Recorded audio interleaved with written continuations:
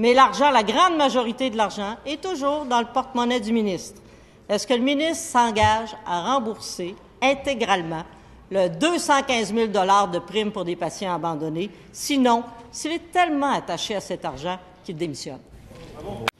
Sur ton chemin, jamais oublié et garder donneur la main pour les mener vers d'autres lendemains.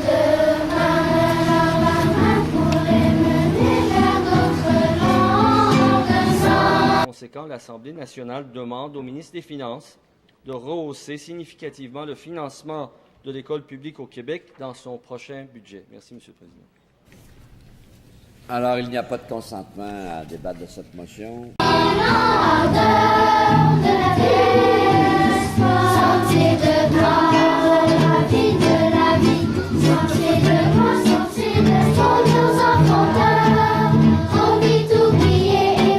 C'est que nos Québécois se classent les premiers parmi tous les pays de la francophonie.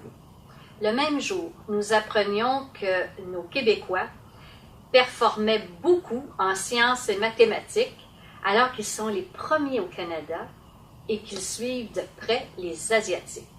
Malheureusement,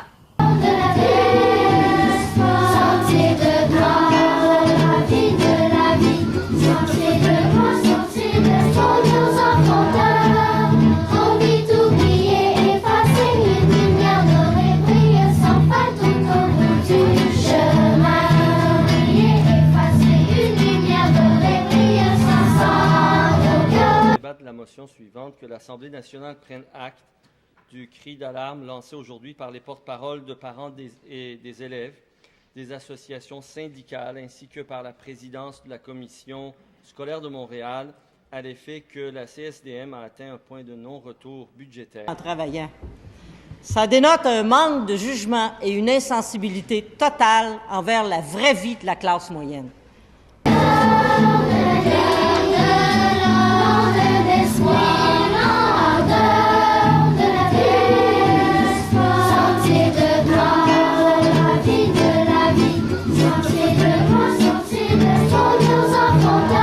Madame la leader de l'opposition.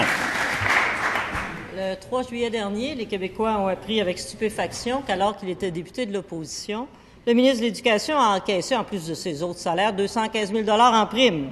Pour des personnes qu'un environnement sain, ça nous permet de mieux apprendre, ça nous permet aussi de mieux enseigner, de mieux éduquer. Alors encore une fois, un très, très grand merci. À l'occasion des fêtes, à l'occasion de la nouvelle année qui approche, offrons-nous l'éducation en cadeau.